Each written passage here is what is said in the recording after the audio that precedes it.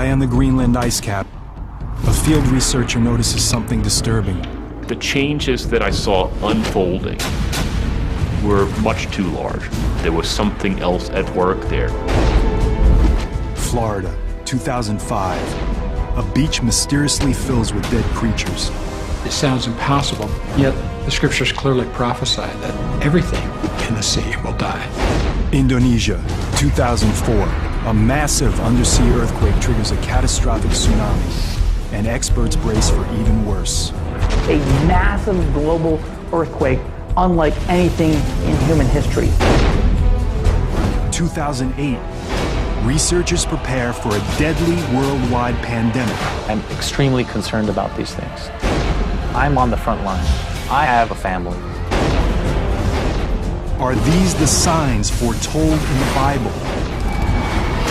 Bible prophecy is really advanced intelligence from the mind of an all-knowing, all-seeing God.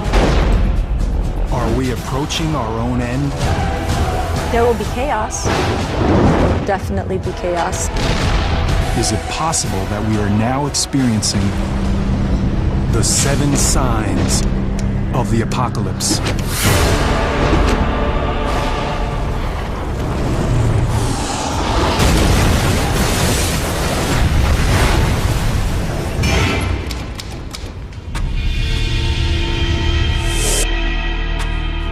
Throughout history, every civilization has considered its own end. In fact, the term apocalypse translates into a veil lifted, disclosing something hidden from mankind. The key to decoding the prophecy lies here, in the book of Revelation, the last book of the New Testament. Revelation was written by a prophet named John of Patmos in about 100 AD. Of all the books in the Bible, it is the most mysterious and controversial. The book of Revelation is meant to paint a picture of the total devastation of the earth in preparation for the day of judgment, God's master plan for the end of the world. And the book of Revelation describes this master plan as being written on a scroll that's sealed with 7 seals. As each seal on the scroll is broken, there is a new disaster. A new sign that the end of the world is near.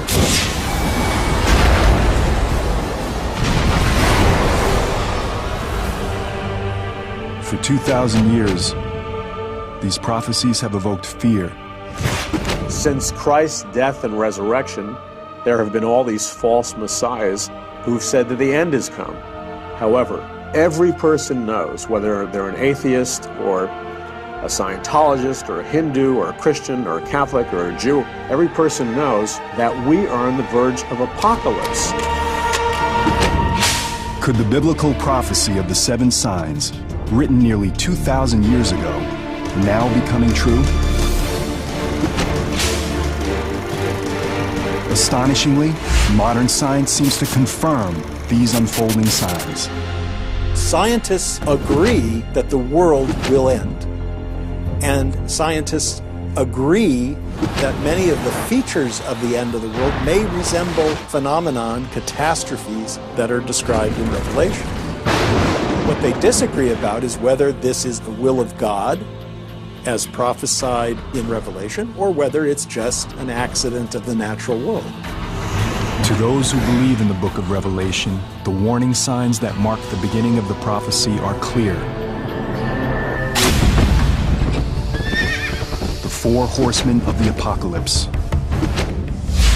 Biblical scholars have decoded their symbolism. A rider on a white horse, on a red horse, on a black horse, and on an ashen horse, all bringing horrible things. If the prophecy has begun, then the terrors these 4 horsemen bring have already arrived. The 4th horseman, the pale horse, symbolizes plague. And when he had opened the 4th seal, I beheld a pale horse, and his name that sat on him was Death. The 4th horseman of the apocalypse is a scary prophecy. The pale horse represents global plague. He's the horseman of death. Huge percentages of the population will die. Even in our modern era, we've seen unimaginable human suffering. Every year, over 1 million people die from malaria alone. The threat of global pandemics strikes fear even among scientific specialists. I'm extremely concerned. Number one, I'm on the front line. I have a family. I have children who are basically being set up for these illnesses. It's always too late after the fact, and we need to put more work and efforts into trying to find vaccines, trying to find preventative measures for these illnesses before they happen. As we'll see, plagues are only the beginning. The third horseman adds another dimension of human destruction, the Black Horse. And when he had opened the third seal, I heard the third beast say, "Come and see." And I beheld a black horse, and he that sat on him had a pair of balances in his hand. The black horse represents death and famine. Increasing use of crops to make biofuels in recent years has helped trigger shocking food shortages. Some fear it's just the beginning. There's not enough food for the world, and people begin dying in massive numbers. There will be tremendous food shortages. We see mass starvation. A top disaster response expert provides insight into this global human tragedy. There will be chaos. There will definitely be chaos. Rules will not exist, because what happens, unfortunately, is truly that survival mode kicks in. You've got yourself and you've got your family. And that person next to you, unfortunately, is just a person next to you. So if you need bread, you're going to get that bread.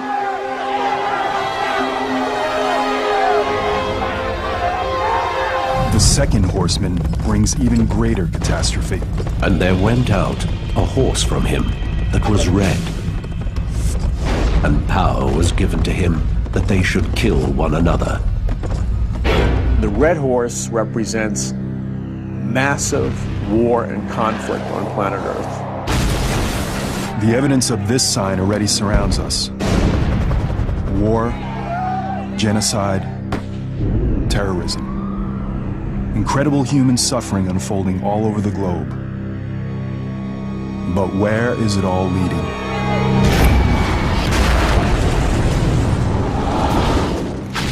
Both secular and religious experts agree that the possibility for human annihilation is real.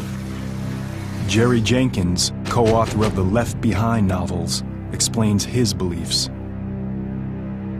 It seems like with the natural disasters getting worse and worse, and wars and rumors of wars and nations rising against nation happening more frequently and more globally, it seems like we're heading towards something, and it seems like we're heading towards something cataclysmic. The evidence for the fourth, third, and second horsemen already surrounds us. But of all the horsemen, the first evokes the most terror.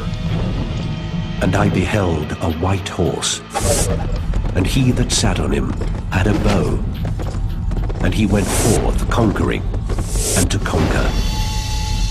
Next to Satan, the first horseman is the most evil figure in the Bible, the Antichrist. There are several historical misconceptions about this horrific figure. People naturally assume the Antichrist. They think of horror movies in 666 and some guy with flaming eyes who looks demon-possessed. He's not going to be screaming in stadiums with a swastika. People are not going to be saying Sig Heil. He'll come preaching peace. It'll be a time similar to today where we have all kinds of war and discord. This will be a person who will be so persuasive and such a lover of peace that people will be drawn to him and say, let's let him lead us instead of all these politicians. The book of Revelation foretells that the Antichrist ultimately turns to the dark side. He will play a central role in the final sign, the climactic war that ends the world, Armageddon. The key to unlocking the rest of the prophecy is the number 7. The author of Revelation, like all of the first Christians, was actually born and raised and educated as a Jew. What is the sacred number of the Hebrew Bible. It is the number 7, which is the number of days it takes God to make the world. Later, there was a famine that was coming that would last for 7 years. But first, God would give the nation of Egypt 7 years of bounty. All throughout the Bible, you see this theme reoccurring again and again. And where it comes to full completion is in the book of Revelation. You have a series of successive judgments growing in intensity. You have 7 seals, and then you have 7 trumpets, and you have 7 bowls. And they flow in a continuing order, but there's a crescendo.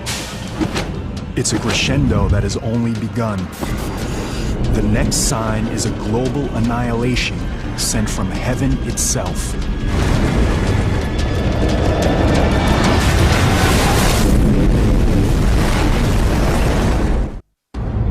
The 7 signs foretell far more than 7 disasters befalling mankind. The intricate prophecy describes 7 disasters within 7 signs, within 7 more signs. This particular global nightmare would truly come from the heavens. And the stars of heaven fell to the earth, and the heaven departed, and the kings of the earth hid themselves in the dens and the rocks of the mountains. Objects falling from heaven are mentioned more than once in Revelation. In the book of Revelation, John is seeing what appears to be, in a vision, all these stars falling from heaven. It could very well be the massive meteor shower or massive meteor impact or massive asteroid impact on planet Earth.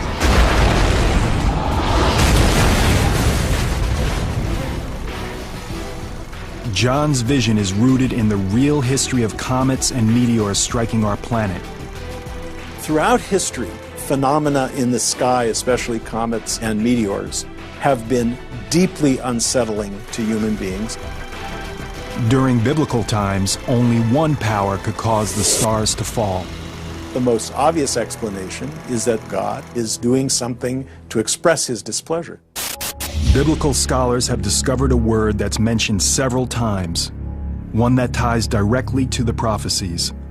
It's a star that derives its name from a plant with an appropriately bitter taste. Wormwood. When the 3rd angel blew his trumpet, a large star fell from the sky. The star was called Wormwood. Could the wormwood prophecy be fulfilled by an asteroid heading towards Earth? Wormwood is a scary prophecy because it does such damage, killing so many people and so much plant life and so much animal life. It's clearly something to be so huge it'll be trackable by modern technology. What religion has interpreted as prophecy, scientists like Dr. Phil Plait now view as fact. Far and away the biggest danger from the sky would be an asteroid impact, because if we wait long enough, it will happen. A big rock is going to hit the Earth. 100% guaranteed, rock solid, bet on it. There are meteors out there. They do hit the Earth periodically. Meteors large enough to cause serious damage hit every century or so. Can an asteroid hit the Earth and destroy everything? The signs already surround us. A chunk of iron, probably about 50 yards across, slammed into the desert out there about 50,000 years ago. The amount of energy that was released, probably something like 20 megatons, which is 20 million tons of TNT exploding all at the same time. One event defines the extreme. 65 million years ago, scientists believe an asteroid hit the Earth with an unimaginable impact. Our planet got incinerated, cremated. A rock about 6 miles across, now mind you, that's bigger than Mount Everest, hit the Yucatan Peninsula in the Gulf of Mexico. The energy from this impact was beyond belief. That much mass with that much velocity is about 100 million megatons of energy. And a megaton is an average size hydrogen bomb. So 100 million hydrogen bombs of energy. The 6-mile wide asteroid caused damage on a biblical scale. All of that energy of motion was converted into heat. It vaporized a huge amount of seawater. It created a tremendous plume of vaporized water and molten rock as it hit the Earth's crust. There were tidal waves, tsunamis, that may have been hundreds of meters high. The Earth shook, equivalent to what they call a magnitude 12 earthquake. It splashed debris around the entire planet, which came back down into the atmosphere and heated up like shooting stars, with about 20 million megatons of energy. Within a few hours of impact, fires were raging across every continent. It was literally hell on Earth. Can an asteroid trigger an apocalypse? It may already have, just not for mankind. The evidence is clear. An asteroid collision could happen, so it's not a question of if, but when.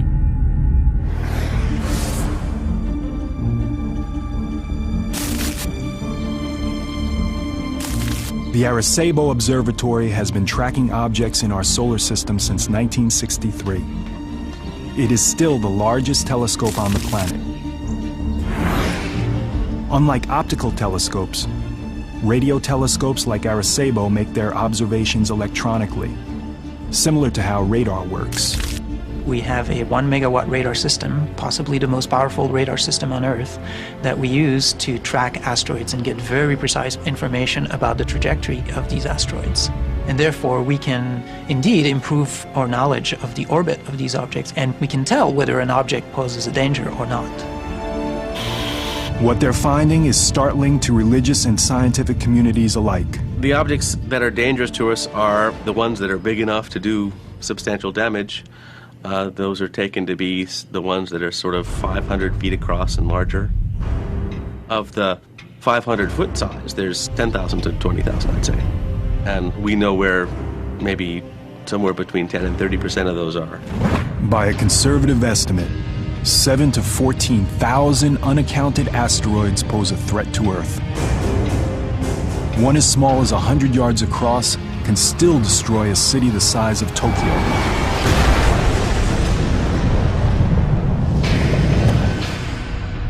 If one of these asteroids fulfills the wormwood prophecy, if it is one of the 7 signs, it would be an apocalypse unlike anything else in human history.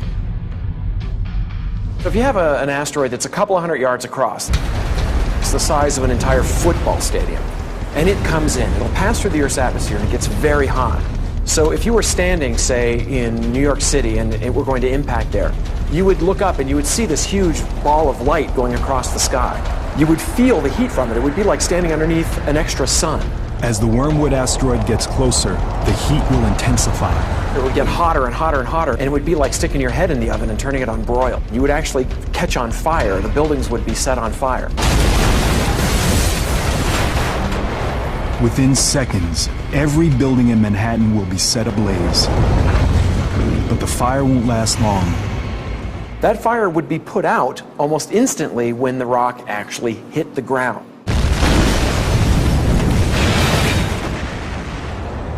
The wormwood asteroid will gouge out an enormous crater. And there would be a huge shock wave which would just knock down buildings for miles around. The pressure wave, the heat, and all of this together would probably completely destroy Manhattan Island. Wormwood hits with such incredible impact that a third of all marine life is destroyed, and coastlines are destroyed. It poisons the sea, it kills people, it kills plants, it kills animals, and so there's tremendous devastation, and it's global. Some of the most devastating human impact may unfold in the days and years after an asteroid hits. A phenomenon that's called impact winter. A lot of the ejecta, the material that's been excavated from the crater, can actually obscure sunlight. And enough sunlight can be obscured that you could actually shut down photosynthesis, and plants would die, and the entire food chain would be disrupted. You're talking about deaths on an unimaginable scale, huge impact to the global economy, tremendous amounts of areas where food won't be able to be grown. And so you're talking about long-term effects, not just the instant effects of the impact, but long-term effects that could go on for years. Death from the heavens can happen, almost as the prophet John describes in the book of Revelation. It is only the beginning of the journey toward the ultimate biblical apocalypse. Believers in the seven signs and scientists both agree a plague that could kill millions may just be a matter of time. The seven signs prophecy describes horrifying disasters. But for those who believe in the end times, God unleashes all his fury, and the worst is on the way. Disease. It's been feared by every civilization since the dawn of man. Even today, humanity is still terrorized by several epidemic diseases. Severe acute respiratory syndrome, or SARS, struck 29 countries. Since 1972, malaria has killed nearly 100 million people, and an avian flu strain could set off a worldwide pandemic at any moment. The common thread? They could all be linked to one of the seven signs. And I looked, and beheld a pale horse, and his name was Death. It's one of the most frightening signs in the entire prophecy. Throughout the book of Revelation, there are numerous analogies of what I believe are plagues. The first and foremost being the pale horse. I believe that the pale horse represents the release of diseases and plagues on planet Earth. I see plague as a certainty. It seems like it's just a matter of time before we suffer again. The forces of hell are being unleashed. You have plagues, you have diseases, you have death of almost every type, to the point that the Bible describes 1/4 of the Earth's population perishing. A quarter of the world. Well over 1 billion deaths. It's a difficult number to comprehend. Is there really anything out there that can cause humanity to suffer on this scale? Once again, scientists provide the hard data. Every 10 years, you're going to get a very bad strain of a virus. Every 100 years, you're going to get a catastrophic pandemic virus. We know this. It's not something that's new. All you have to do is look at your history. History. Our past is a long timeline of plagues and pandemics dating back to the beginnings of recorded time.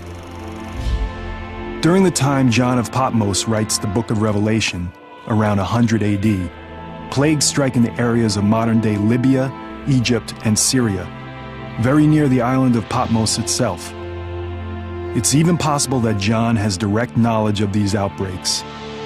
But the deadliest plague of them all hits during the Middle Ages, the Black Death. The bubonic plague slashes through Europe in the 1340s, killing between 25 and 50 million people. The disease causes large, painful black swellings called buboes, which give the plague its name. By the year 1400, the death toll reaches 100 million worldwide and reduces the Earth's population from roughly 450 million to as little as 350 million. As might happen today, some victims looked for answers in the Bible and believed the plague to be the punishment of a wrathful God. The Black Death was invested with spiritual meanings at the time that Europeans were afflicted by this plague. It was the classic form of punishment that God brings down on earth, not only in Revelation, but even in the account of the 10 plagues in Egypt during the Exodus. So the use of plague as evidence of God's displeasure is an old tradition and can be found very prominently in the book of Revelation. As survivors gain immunity, the Black Death recedes. But fear of the killer bug continues for centuries. The worst pandemic in modern times begins in 1918, just as the most destructive war in human history is ending. Doctors call it the Spanish flu. It's a deadly influenza that sweeps the world and kills an estimated 20 to 100 million people, making the Spanish flu more than twice as deadly as World War I. It's not really known where it actually started, but what we now think happened is that an avian bird flu virus mutated where it could be transmitted from person to person and just spread throughout the world very rapidly. An avian virus. If it sounds familiar, it should. Today, scientists are worried about another avian flu strand, a virus called H5. And this time, the danger is even greater. If that virus mutates and now can actually infect humans and be transmitted from human to human, that's a grand disaster. We're talking 50, 100, 150 million people can die from this. Just like during the 1918 pandemic, a mutated H5 flu will be easily communicable between humans. But today, we live in a much smaller world. Infection could be out of control before we even realize it's upon us. We have created the highway for these bugs to go all over the world on a day-to-day basis. A person gets on a plane who is incubating a pandemic influenza. It has a 2-day incubation period. They arrive somewhere else in the world that doesn't suspect that a pandemic has started, and transmission could be going on for a while before it's detected. And this could be happening in multiple areas of the world. Just the amount of people coming through LAX, how quickly can one person infect everybody else on that plane, and then all of us around them walk through the gates of LAX, and everybody who comes into contact with us is then exposed. Then I go home and my family and my daily life. Once that happens, we have no immunity. We have nothing. The symptoms of H5 start off innocuously enough that an infected person might not have any idea of the danger. The first symptoms of a pandemic virus would probably be similar to regular influenza: fever, cough, muscle aches. You would have maybe a runny nose, some teary eyes, a sore throat. But the symptoms progress rapidly. Your muscles hurt, your throat is sore, you start coughing, next thing you know you have trouble breathing. There would be rapid progression, shortness of breath, cardiac arrest, renal failure. It's about 4 days from when symptoms develop to when you get in a hospital, and it's about 9 days to when you die. But as dire as these predictions appear, avian flu may not even be our greatest danger.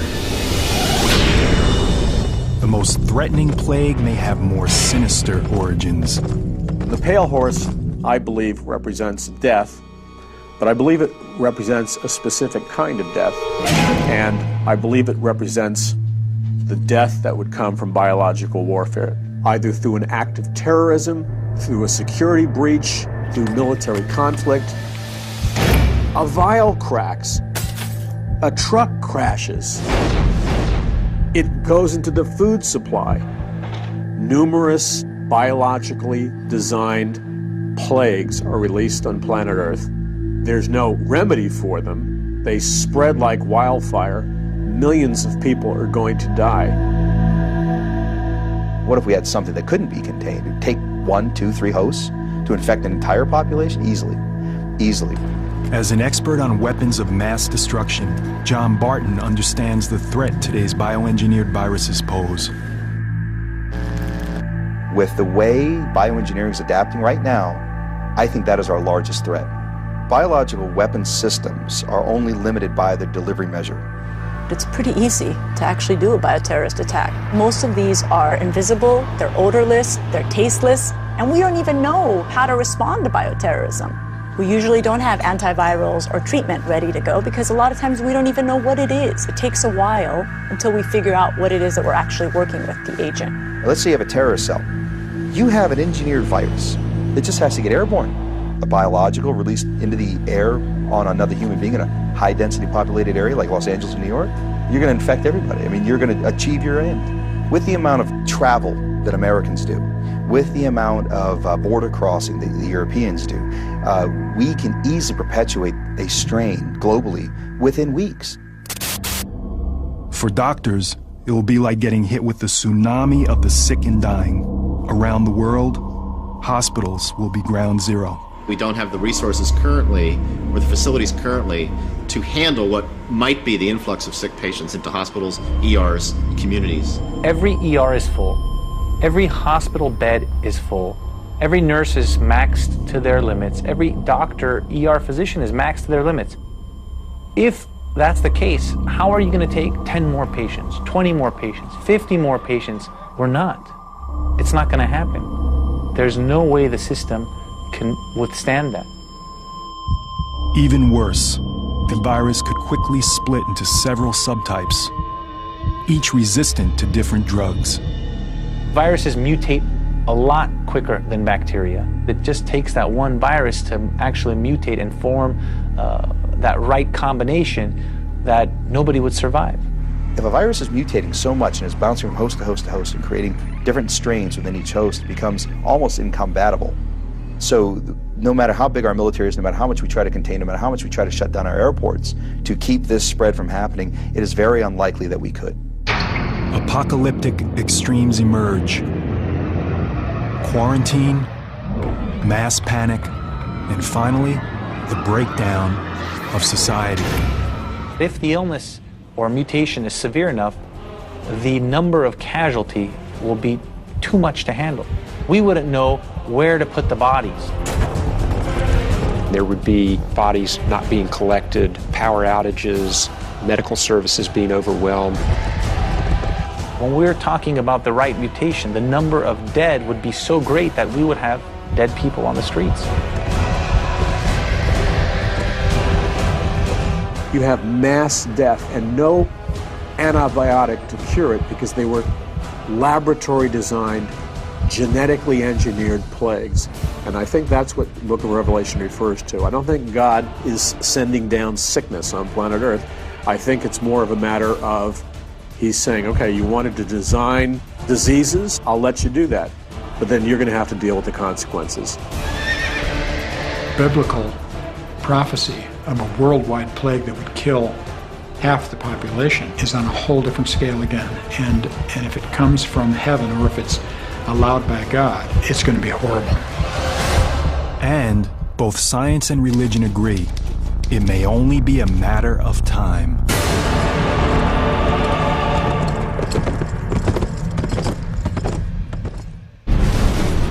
The next sign involves a different type of disaster, one that strikes the very ground we walk on. A massive global earthquake, unlike anything seen in human history. Many are skeptical of the Bible's 7 signs. They simply cannot believe a loving God unleashing such a holocaust on humanity. But as the investigation of the 7 signs prophecy continues, a pattern begins to emerge. It's a dark place on the fringes of human knowledge, a place where the differences between modern science and ancient prophecy begin to blur. The next sign brings that dark place into sharper focus, revealing a new level of horror and destruction. Within the last decade alone, the world has been struck by a series of catastrophic earthquakes. The 2004 Sumatra earthquake, the tsunami from that event killed at least 270,000 people. We just had an earthquake in China, the estimates are 80,000 people killed. In 2005, there was an earthquake in Pakistan, again, probably killed 80,000 people. Hundreds of thousands of victims suffer. Women, children, the young and old. Are these terrible disasters linked to ancient biblical prophecy? For believers in the 7 signs, the evidence is clear. And I beheld, when he had opened the 6th seal, there was a great earthquake. Some believe the worst is yet to come. This is unlike anything we've ever seen in human history. This is a massive global earthquake that will terrify people to the core of their being.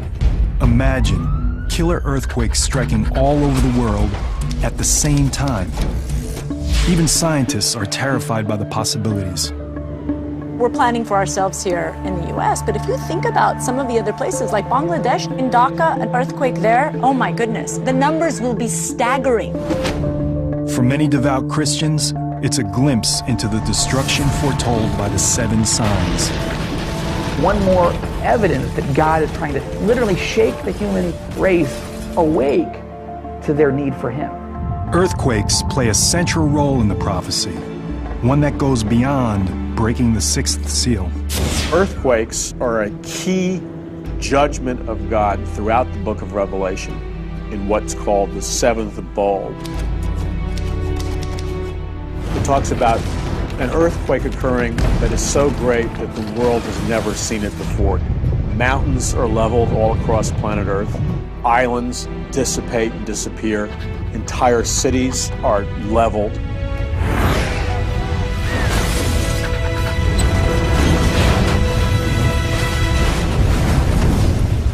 For believers, a quake this gigantic and destructive would have to be an act of God. The judgments in the book of Revelation, that many of them will be intensification of natural phenomena that we see today. I'm not sure you can take a look at the natural world today and say, well, that's what it is and that's what it's going to be. It is literally a supernatural event. Earthquakes have a long history that predates the Bible.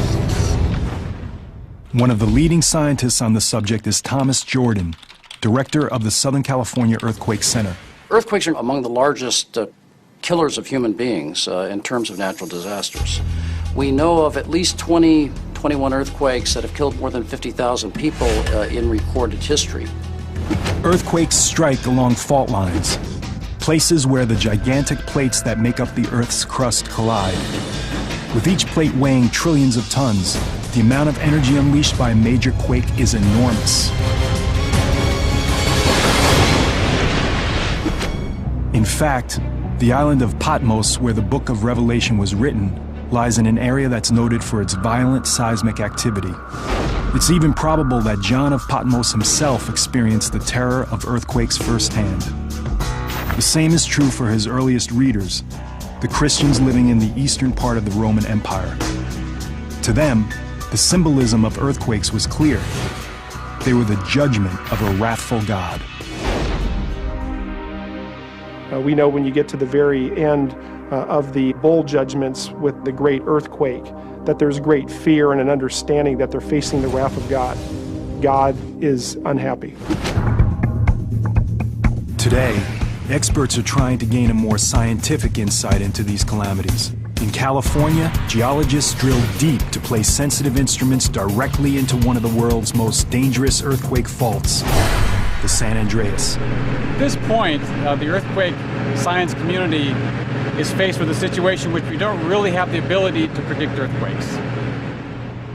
This is the first time anyone has drilled into an active plate fault. By setting up a monitoring station directly in the fault zone, seismologists hope to learn whether or not earthquake prediction is possible. Yet to scientists, one thing is very clear. We know those events are going to happen. It's just a matter of when. True believers in the seven signs see a far more powerful force being unleashed. I'm not sure if those scientific explanations are necessary. If God just decides to cause an earthquake, he can just make that happen. We now know what causes earthquakes, and we know that they will continue to occur. What would have to happen today for an earthquake to be seen as a sign from God? To fulfill that prophecy, it would have to be a massive series of global quakes, striking cities along every fault line.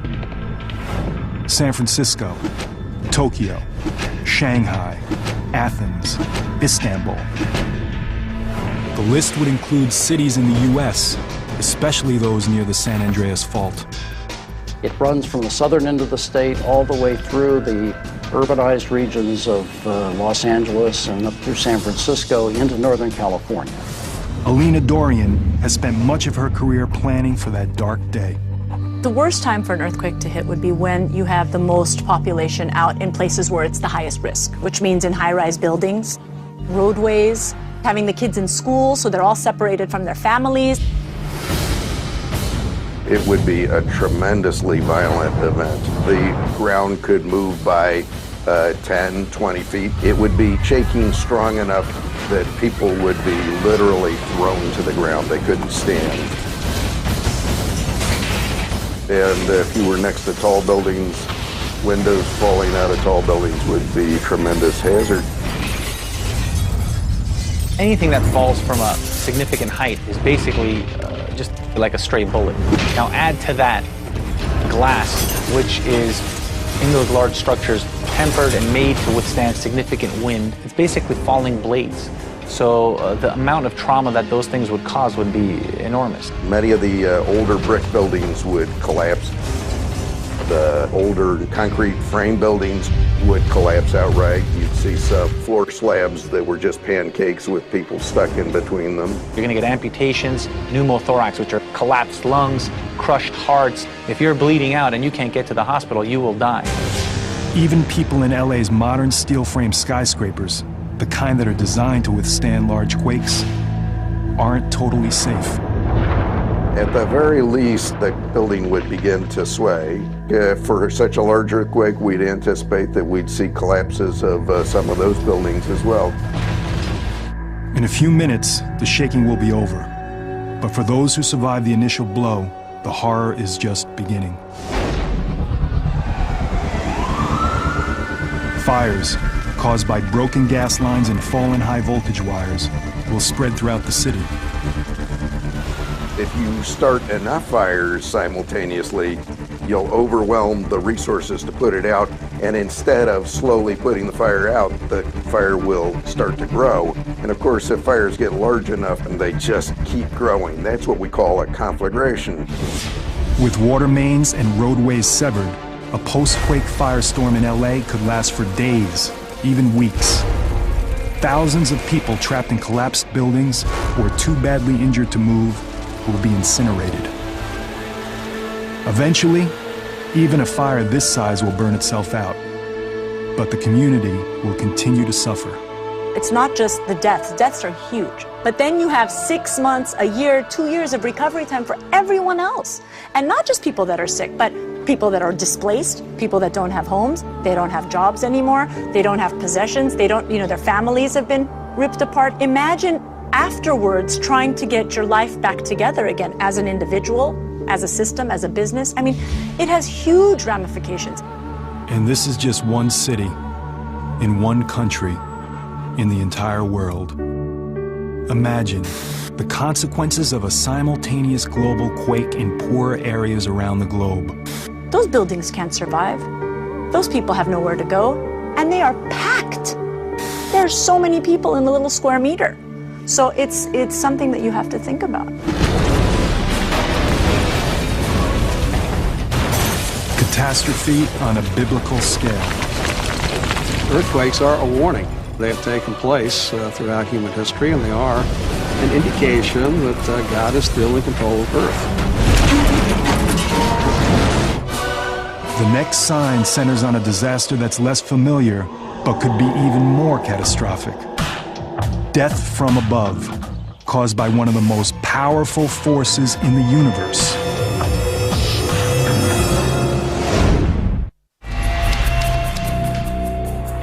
The investigation into the truth behind the 7 signs prophecy has already uncovered a massive amount of evidence.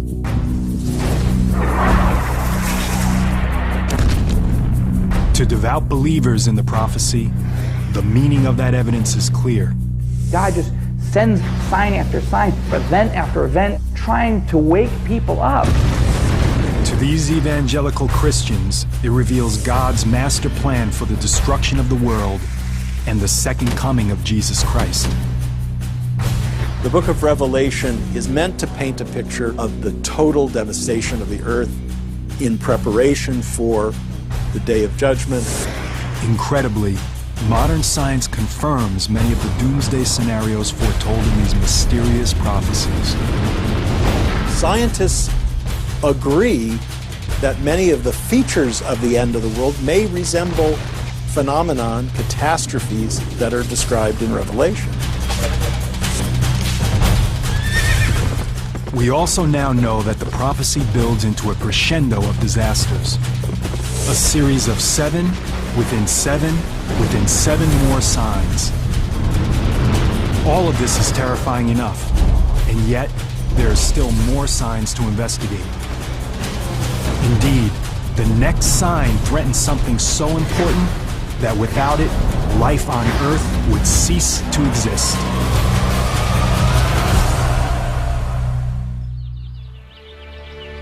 Our sun rises each day,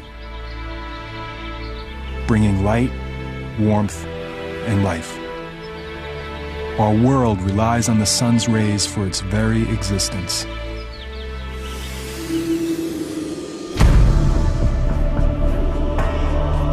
But as the seven signs continue to unfold, what happens when the sun and stars instead bring death, devastation, and darkness? Biblical prophecy predicts that when the fourth trumpet sounds, hell will break loose in the heavens. And I beheld, when he had opened the sixth seal, and lo, the sun became black as the sackcloth of hair. Book of Revelation, Revelation 6, verse 12. The sixth sign, the darkening of the sun. You have the sun turning dark and the moon turning towards blood. It's a transitional period into what would be called the wrath of God or the Great Tribulation. When the prophecies talk about the sun turning dark, I don't think it's going to be anything that's caused by man. I think this is God, in essence, turning the light out. The sun has been an object of fear and veneration for humankind since the beginning of time. Solar eclipses are such terrifying experiences for our ancestors that they often unleash widespread panic. But the dire predictions of this sign warn of something more than the temporary effects of an eclipse. Could the sixth sign mean that our sun might be darkened permanently? Could we plunge into a cosmic darkness so devastating that it would be interpreted by many as an act of God or a sign of the apocalypse? Surprisingly, scientists say that the possibility does exist. And ironically, a planet-wide darkness could start with the brightest light in the universe. Gamma ray is a part of the electromagnetic spectrum. It's basically light. Gamma rays are created by electromagnetic radiation and are emitted during radioactive decay. If normal light is like a feather hitting you on the cheek, a gamma ray is like a bullet. A single gamma ray photon has 1 billion times the energy of a visible light photon. That's what makes them dangerous.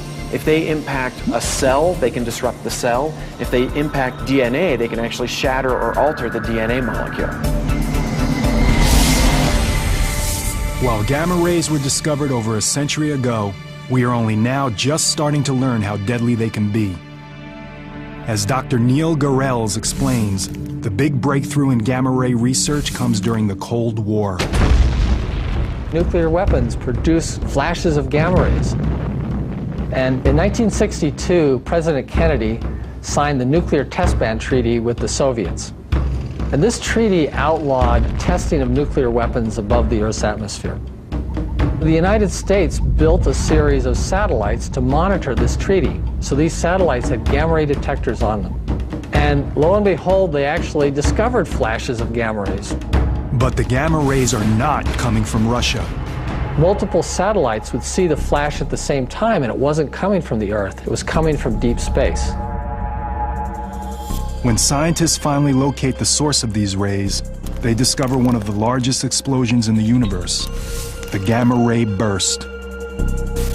Gamma ray bursts are second really only to the Big Bang as far as energy output. As far as we know, there are no bigger explosions in the universe. It's caused by a supernova, a very massive star that explodes. The inner part of the star collapses down and it forms a black hole right at the center. And what happens is it focuses twin beams of energy that shoot out in opposite directions from the black hole itself. They're like cosmic blowtorches, death rays. These things scream out at the speed of light, and the energy that is packed into these beams is staggering. It's unimaginable. In roughly 10 seconds, these two tightly focused beams transmit more energy than our sun will emit over its entire 15 billion year lifespan. There are almost 1 million of these going off every day. This is happening all the time. You can talk about asteroid impacts, you can talk about solar flares, you can talk about black holes passing through the solar system. But I think pound for pound, you don't get anything more terrifying than a gamma ray burst. Anything within 1,000 light years that lies in the path of gamma ray beams is simply vaporized. Fortunately, there are no stars close enough to vaporize our planet. But the radiation from a gamma ray burst even several thousand light years away can still devastate the Earth. In fact, there's evidence that our planet may have already been hit. Several 100 million years ago, back when the trilobites were the kings of the Earth, these little crab-like guys that were swimming around in the ocean, it's possible that a gamma ray burst actually went off close enough to the Earth to wipe out these trilobites and a lot of life on the Earth. This was one of the biggest mass extinctions. It was even bigger than the one that wiped out the dinosaurs. A nearby gamma ray burst will clearly pose a danger to life on our planet. But according to prophecy, the sun and moon will be darkened. How can this blinding flash of light send our world into darkness?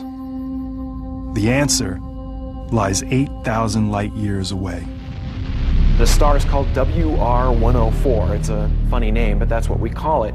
And it's close enough to hurt us, and it may be aimed at us. It's reaching the end of its lifetime, and it could, any year, blow up.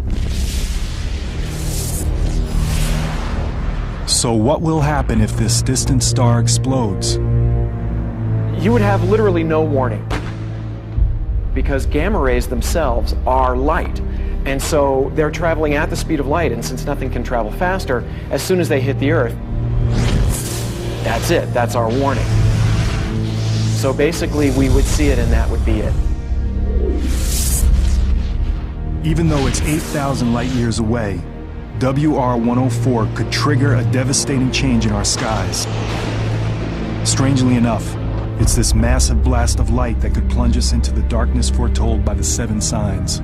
A gamma ray burst alters the Earth's atmospheric chemistry. It can create a layer of what is essentially smog, a thick reddish-brown, dark layer of smog that would block sunlight, and that would actually lower the Earth's temperature. It could cause an ice age. Photosynthesis will be interrupted. Plants across the globe will die. It's also possible the sudden change will wipe out the critical bottom layer of the food chain. Changing the microscopic life in the ocean changes the very base of the food chain. If you were to kill all of the plankton in the ocean in a very short period of time, life would stop immediately. The whole system collapses. It's a big chain. Everything is linked to each other. The whole thing's going to fall apart. Trapped beneath darkened skies on a frozen, dying planet, the effects of a gamma ray burst will be a nightmare for mankind. One foretold by the Bible centuries ago, a prophecy that for some will signal the end times. At the end of time, things will be out of order. Things will be turned on their heads. The sun, which is a source of light, turns to black, and the meaning assigned to this upheaval is the imminent working of God's will to bring the world to a final end. I don't think God needs to use anything specifically scientific to make it happen, but he could. I mean, if it's a gamma ray that causes this, he'll use whatever he has at his disposal to make it work. In the vastness of space, there's no way to know if this sign will happen. Everything in the universe is a matter of probabilities and chance. If your star and your planet happens to be near another massive star that's blowing up, that's it. But the threat is out there. And at 8,000 light years away, WR104 may have already exploded, and its deadly gamma rays could already be heading our way. And as frightening as this sign is, the biblical march toward apocalypse is about to get even worse. It's a disaster that conjures up images of hell itself.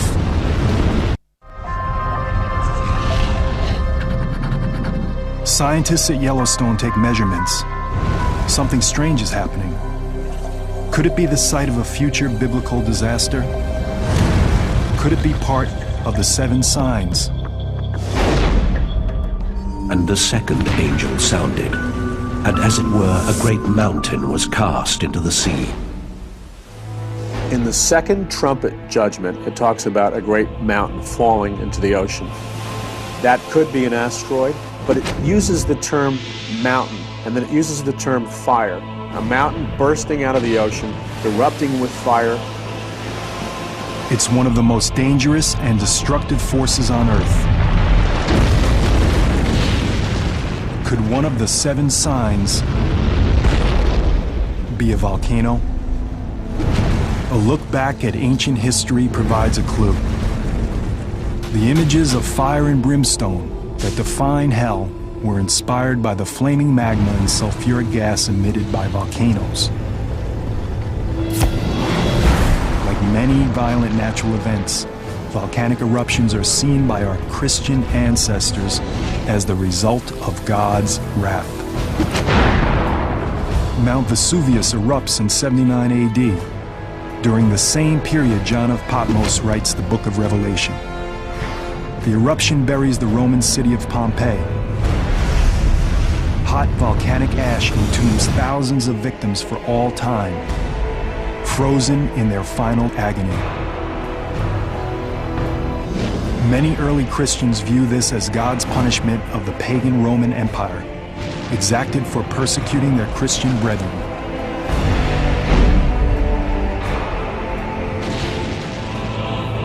A volcanic eruption is an indication that God is in control of the earth, that He is the one who controls these natural phenomena. We know too well the power of volcanoes today. Mount St. Helens in 1980, Mount Pinatubo in 1991. These eruptions and countless others have caused humans pain and suffering on an immense scale. But for a volcanic eruption to be recognized today as among the 7 signs, it will have to be of unprecedented size and destructiveness. The result of this great mountain-like object falling into the ocean is destroying life on planet Earth. Are there, in fact, volcanoes large enough to cause such an apocalypse? Science now confirms that there are, and just as the prophecy describes, they can be hidden in oceans or even right below us. It's a phenomenon called supervolcanoes. A supervolcano is any volcano that emits 100 cubic kilometers or more of ash in a single eruption. That's about 100 to 150 times more than Mount St. Helens ejected in 1980. And there are supervolcanoes scattered across the globe. Taupo in New Zealand, a popular fishing resort on the North Island. Santorini in the Aegean. The Campi Flegrei, just west of Naples, where several 100,000 people live. There are at least 8 supervolcanoes around the world. But they're hard to find, since they usually don't take the form of a mountain. Most volcanoes, when they erupt explosively, leave a crater, a violent expulsion of magma that blows its roof off.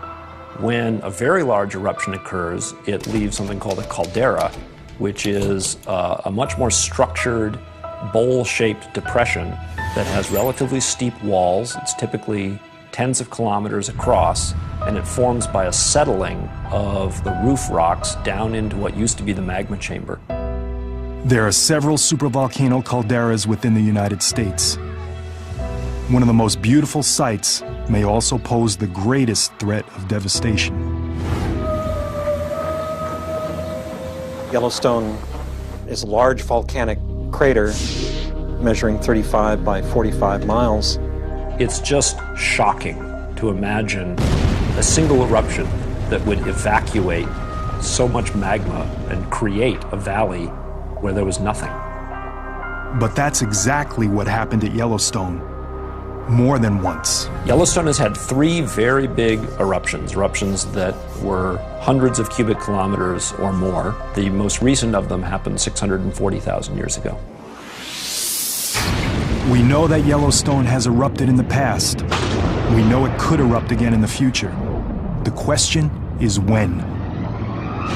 Yellowstone Plateau is rising at a rate of about 0.6 of an inch, a little bit more than half an inch a year. This is a product of molten rock beneath that plateau.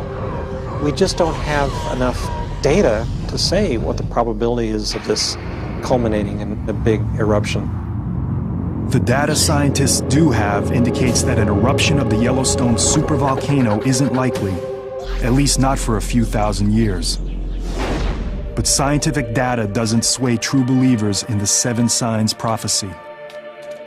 When it comes to science and the scripture, I have never seen anything, when you really examine it, that science can disprove the scripture. However, believers examining the prophecy and scientists investigating the data do agree on one thing. If a supervolcano does erupt, our prospects will be bleak. The first thing that would happen would be a series of minor eruptions. They don't erupt simultaneously around the entire circumference of the caldera.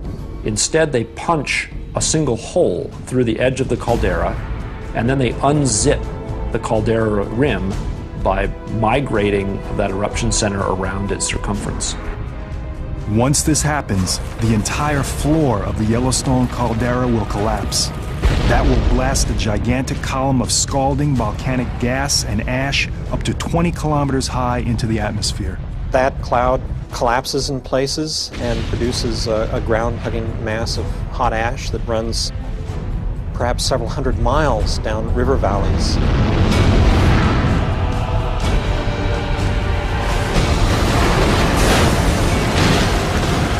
Anyone and anything within that range would almost certainly be buried and killed. As we've learned from many previous eruptions, the victims suffer a terrible death. What kills people is the ingestion of hot gases that cook you from the inside. The ash that remains airborne is carried westward by the prevailing winds. 11 western states, including a substantial part of California, become blanketed in ash. You're looking at a destruction of the grain belt in the Midwest, upon which a substantial part of the world's population living at margin depends. And with that, then, a realignment of the geopolitical balance of power. Long-term damage could be even worse. Small volcanic particles and gases continue to circulate in the stratosphere, causing sunlight to reflect away from Earth.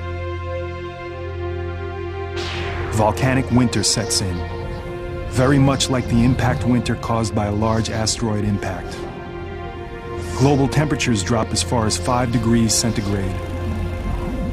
That may not sound like much, but that's the only temperature difference that separates us from the last ice age.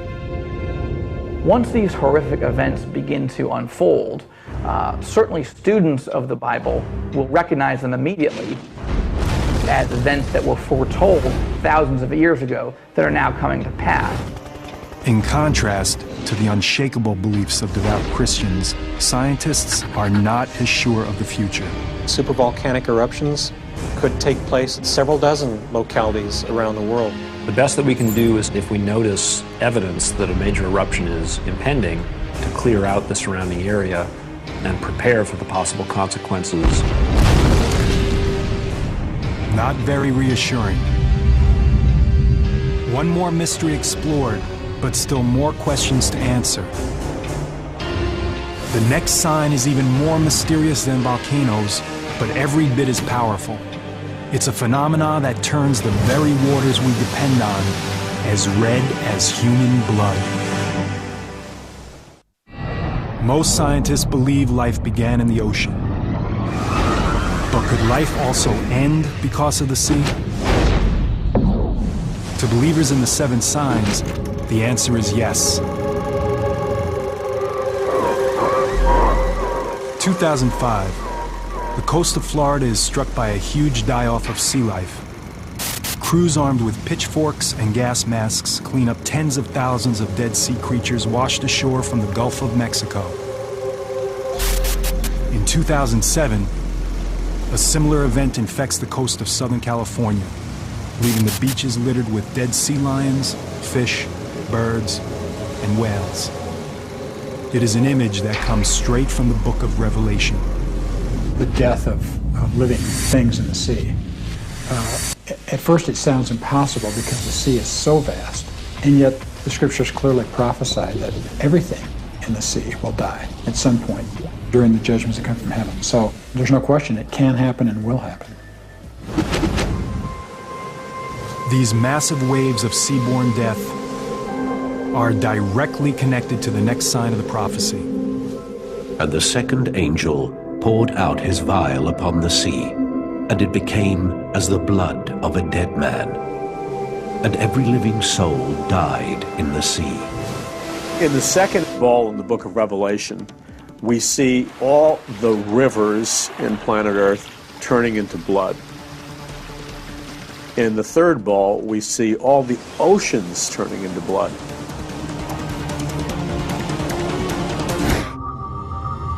A wrathful God transforming the waters into blood is a recurring event in the Bible. But what does it mean? God turns the water to blood, and it causes the fish to die, and it means you can't drink it and sustain life with water. So the idea that blood, which is supposed to be confined in the veins of living creatures, is now in oceans and rivers, is a symbol of the dislocation, the upheaval, the catastrophe that God is willing to bring on the world when he is displeased. And it happened in Egypt, according to the Hebrew Bible. It will happen at the end of days, according to the book of Revelation.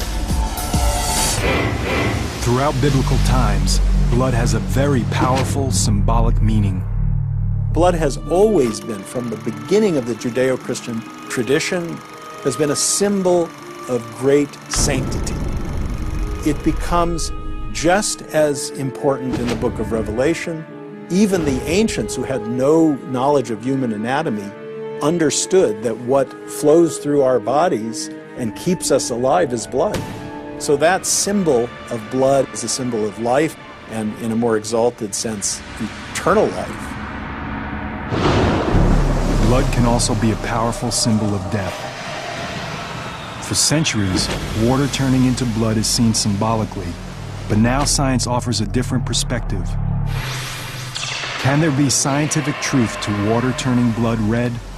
For reasons that remain mysterious for centuries, the oceans and places along the world's coastlines sometimes turn a blood-like shade of red. When this happens, beaches become littered with dead sea life. Everything from minnows to whales perish and are washed ashore.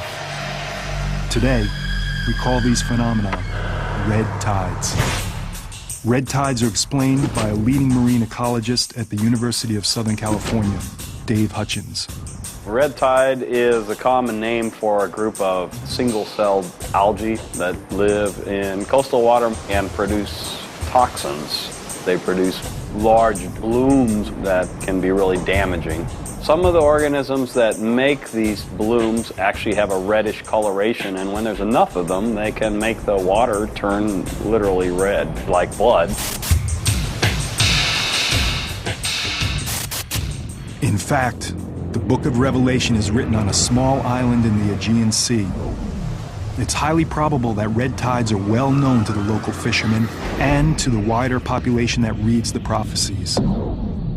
Given that the sign calls for our waters to turn into blood, it might very well be linked to the phenomenon of red tides. But it will have to be a red tide so unnaturally catastrophic, so extreme, that it can only be seen by many as a sign from God. Can a red tide become that deadly? Again, science offers us a surprising answer. The red tide algae produce very potent toxins that can kill humans and other vertebrates. And they can literally do the same types of damage that a nerve gas would do. The big culprits are shellfish, filter-feeding shellfish, clams of any variety, and mussels. These are organisms that basically sit there and they pump water through a very, very fine mesh, and they collect algae in their stomachs. Most of the poisonings that come from algal toxins have the name shellfish poisoning in them. So there's amnesic shellfish poisoning, which causes loss of short-term memory. There's paralytic shellfish poisoning, which causes paralysis. There is neurologic shellfish poisoning, which has respiratory effects. A lot of these things get into our food web by virtue of the fact that we eat some organisms from the ocean that are filter feeders. A red tide could escalate, and the threat could spread from the food we eat to the air we breathe. Some types of red tide release the toxins to the water, and they can actually get aerosolized out of the water and into the air where people can breathe them. That would be like our oceans emitting clouds of lethal nerve gas. The impact on people living near the sea would be devastating.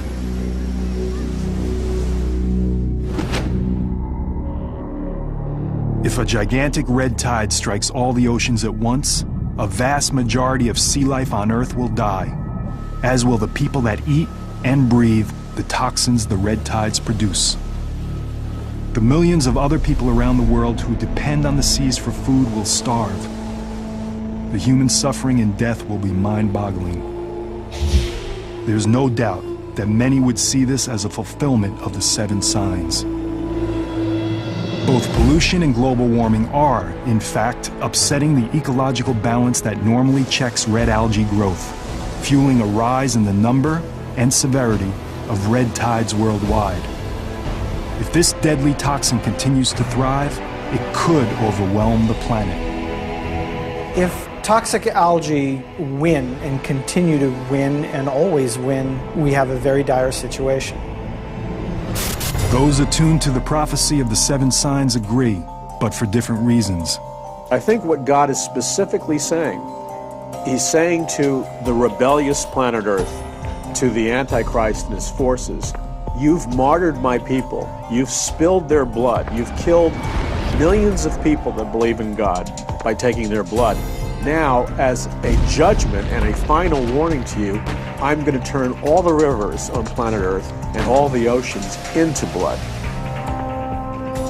So this sign really could be a terrifying portent of worldwide killer red tides. It also has a link to our next sign, where again, destruction comes from something that's a direct source of life on Earth.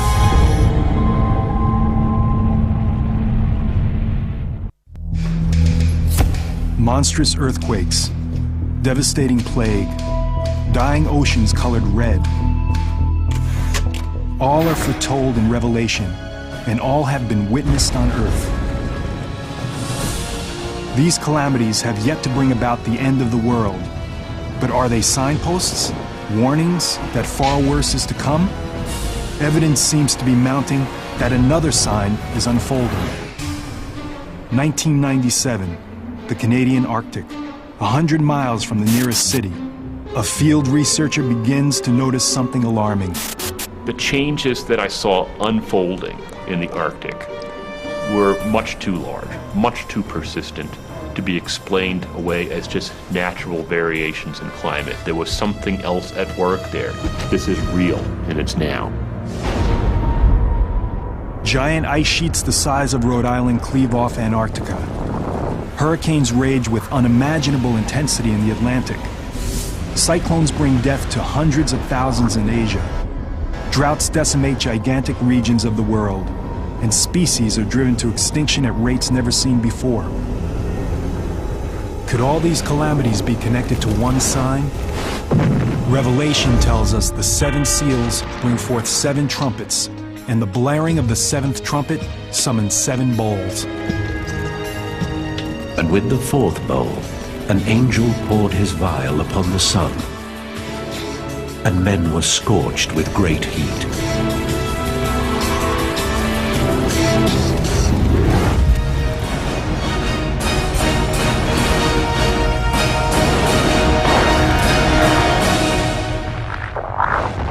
Heat, the sun scorching mankind. One of the most alarming signs of the prophecy. And for the scientific community, climate change is unfolding with undeniable evidence. The Earth is getting hotter. It's warming up. There are just certain physical principles that are inviolate. The physics behind global climate change are very solid. we increase the concentrations of atmospheric greenhouse gases, the planet warms. You cannot escape the physics. For Mark Sarazi, a research scientist at the National Snow and Ice Data Center, the cause for climate change is obvious and man-made. It became very clear that we were starting to see the effects of global warming associated with rising greenhouse gases. Everything that we're doing in our activities, whether it's building new cities, putting up agricultural lands, whether it's driving vehicles and putting gases into the atmosphere that we know help warm the planet further, we are causing this planet to warm. It's happening much faster than our models were telling us is going to happen. And that's scary. But for some religious experts, the evidence of climate change is linked to a larger prophecy, another sign of the impending apocalypse. Men will die from heat, sun radiation and poisoning, crops, water will dry up. There will be such an intensification of the sun's rays that 50% of the Earth's population will die. We're seeing natural disasters, unprecedented. When you see on the evening news somebody sitting in the upstairs of their home because the downstairs is flooded out, I mean, it's frightening. Whether or not they agree on the cause, most scientists and religious experts do agree on one thing. Our planet is heating up, and the effects are catastrophic. It's not a matter of if, it's just a matter of when. And then it's a matter of how severe is it going to be and what are the impacts going to be. Increasing the Earth's temperature, even by a few degrees, can cause devastating consequences worldwide. The change is going on very, very quickly. We're going to see a rise in sea level. We are going to see, very likely, more intense hurricanes. We're going to see increasing drought. You're going to see strife. You're going to see conflict. Increased terrorism as a result of global warming, it's in there in the possibilities. A rise in temperatures would set off a chain reaction. What we're going to be seeing is that rate of sea level rise is going to accelerate. Why is it going to accelerate? Largely because we're going to see increasing meltdown of the Earth's glaciers and ice caps. What's going to raise the sea levels is primarily Greenland and Antarctica. Together, they're more than 90 meters of ice. A small rise in sea level, just 10 meters, would submerge much of Florida and the East Coast. It would displace 25% of the entire population of the United States. You might want to consider not living in a low-lying coastal area if you're intending to hold on to your land for a while, because that land might be gone. Some scientists postulate an even more extreme rise in sea levels, up to 90 meters. That would create a truly biblical catastrophe. London, Venice, Amsterdam, Berlin, even Paris would be underwater. Once you force the climate system with greenhouse gases, with what's been observed, over the past 100 or so years, you get this amplified warming. At the same time, the Earth will be ravaged by fearsome superstorms. Hurricanes feed on warm ocean water. The oceans are warming up. And so therefore it makes sense that we ought to see more intense hurricanes as we move into the future. We're going to see more intense or extreme weather events of other types, for example, thunderstorms. We put this all together and we're seeing a picture of change that humankind is going to have to deal with. People in developing countries would be affected first. Hundreds of thousands could perish. But nations like the United States are far from immune. I think we have this arrogance that, in the Western world we're fine, we can deal with any sort of climate change. But, you can look at things like Katrina happening, and we weren't prepared for that. But the reality is I think we're all vulnerable on the planet.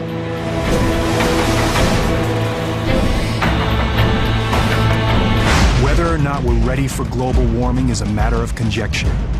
But there's no way to prepare for the next sign, a global war that will wipe out most of humanity. The final battle between good and evil. Revelation calls it Armageddon.